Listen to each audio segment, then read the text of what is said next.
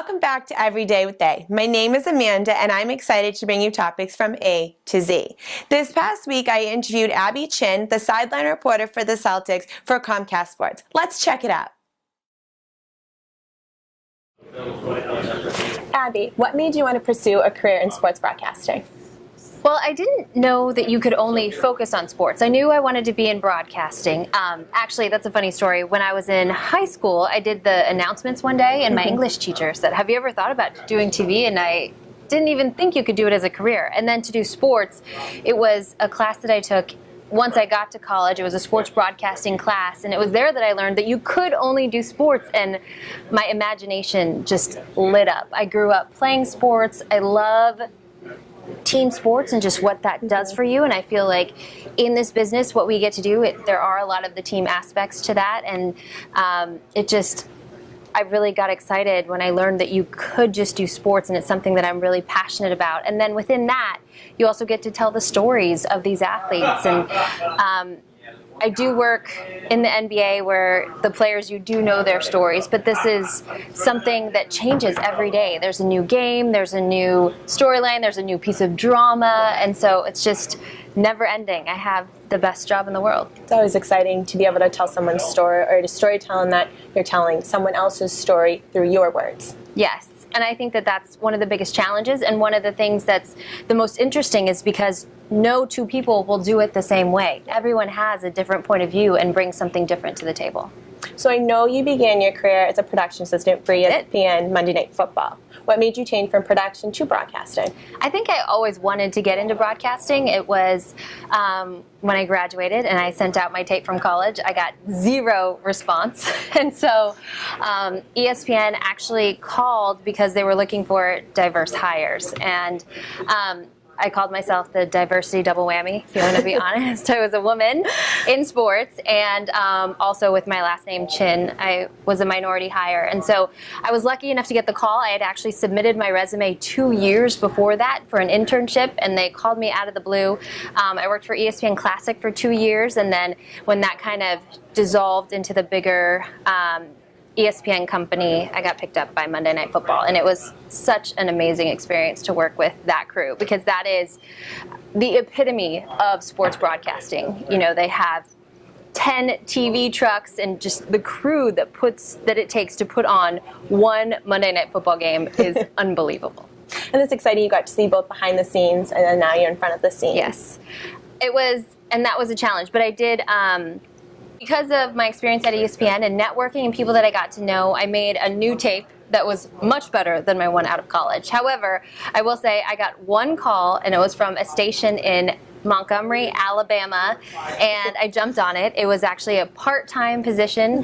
I moved to Birmingham, Alabama, driving 80 miles every day working, and then driving around just rural Alabama, going to any football game that was being played, it felt like, from high school to college. So it was an incredible experience, and I'm so thankful to that station for giving me my first shot, because as you know, it just takes one. Absolutely, I agree with you. So what an exciting time it has been for you this year to cover the 2018 Winter Olympics as a reporter for ski jumping. What was your experience like? Oh my gosh, it was incredible. First of all, it was cold. These were the coldest weather Olympics I think they said they've had in decades. And I covered ski jumping, and I was outside for, it seemed like hours on end, but I can't complain too much because I was at the Olympics. It was just crazy to be on the other side of the world.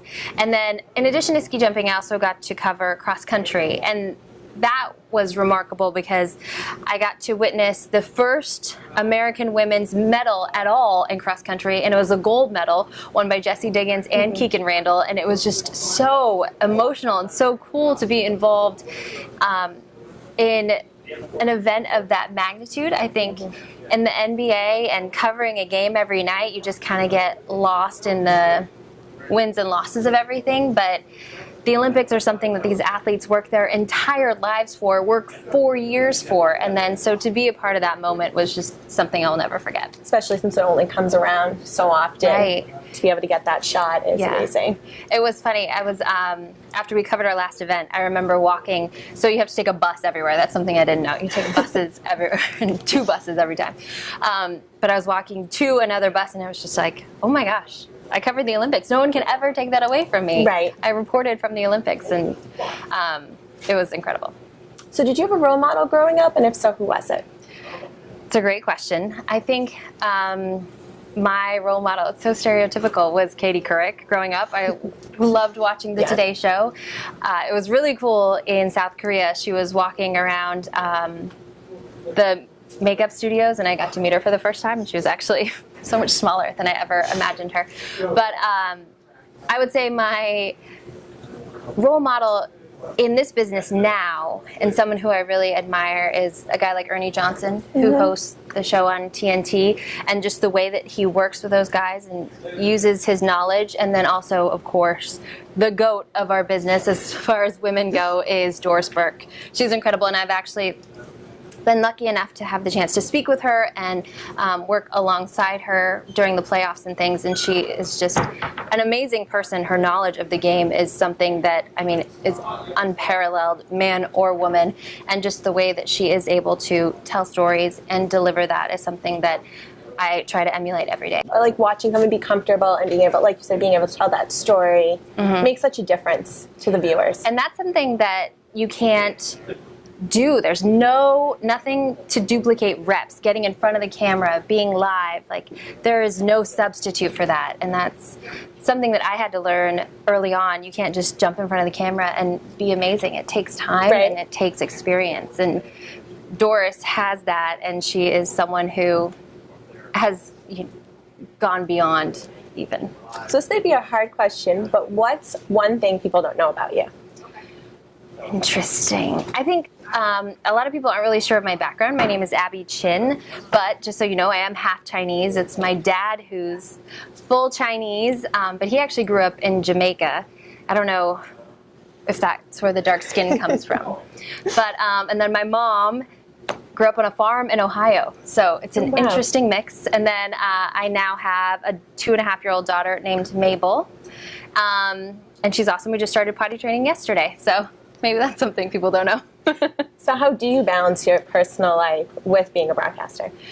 I couldn't do it without a strong support system. And my husband, we actually met when I was at ESPN, so that was over a decade ago. So we have moved across the country and back. We met in Connecticut. We moved to Alabama.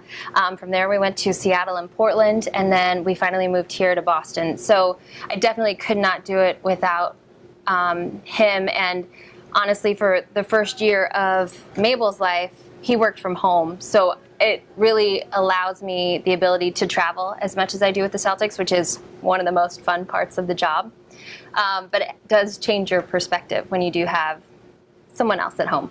It's nice, though, to have that support system and being able to, pursue your career and do what you need to do and have somebody there understanding and kind of continue to grow with you.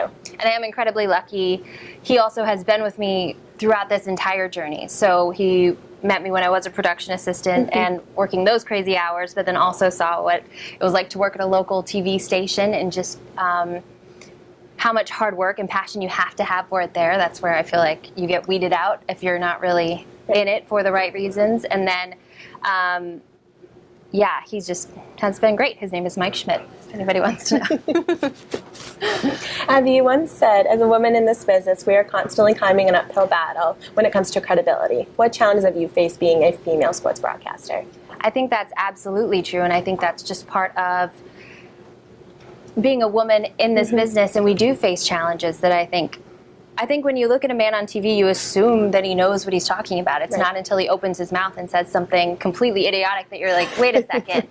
But when you flip on the TV and you see a pretty face, you assume that's why she's there.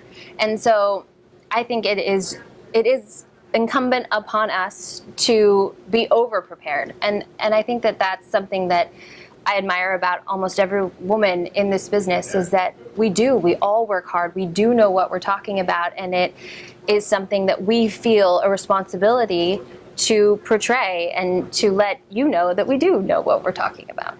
So is the way to overcome those challenges? I think it's preparation, knowing your subject, doing your work, doing due diligence, talking to as many people as you can, asking the right questions, and when you are prepared, when you know what's going on in your subject matter, there's no reason to be nervous you can answer any question that comes along. And so that's something that I think has taken me some time to get more and more comfortable with, and something that I've gotten a lot better at in my role as the Celtics courtside reporter. Because I have all of this backlog of information covering the team, I'm going to be going into my 6th season. You can draw from that, and that just gives you so much more confidence. I think it's all about the conversation and being able to have a conversation with somebody and not being that you have all this information and not being nervous. Yes, but you have to have those personal skills and those kind of relationships, because that's what makes you different. That is what makes me different in someone who is with these players all the time, and they're used to seeing me and used to talking with me, and you can get them to maybe open up a little bit more. The Patriots are a different story, and I don't think, unless you're Jim Gray for Tom Brady, you're not going to get much out of him, or Kyrie Irving for that matter. But you put the time in to build those relationships to then be able to have a real conversation with them. So my last final question is, what advice would you give to an aspiring sports broadcaster? All I can say is work hard. That's what got me to where I am today, and I think that that's something that there is absolutely no substitute for. And there are a lot of bias and subjectiveness in our business, but if people see you working hard and know that you work hard, I think that that can overcome and then catch someone's eye, and then maybe they want to take a second look or want to think harder about something, or are willing to overlook something that they may have seen as a flag. And so that's all I can say. That's what I mentioned, my first job in Alabama. And so I'm sure you know, as a one-man band, you're lugging around a 30-pound camera. I've got the laptop bag and the other one. It's pouring down rain as I'm running from sideline to sideline trying to get touchdowns coming at you. And then you have to somehow get your hair ready and not look sweaty when you do your stand-up talking to yourself in front of a camera. And so it is. Those are the moments when you ask yourself, do I really want to do this? And you do. If you continue to work hard and put yourself out there, and I just don't leave anything on the table, and then you can feel comfortable and confident in that you gave it your all, and what happens. You got that quick pocket mirror to hurry up and quickly fix yes. It takes more than that little pocket mirror after that to look good. But if only people knew that. Right. So true. Thank you so much, Abby. Thank you for having me.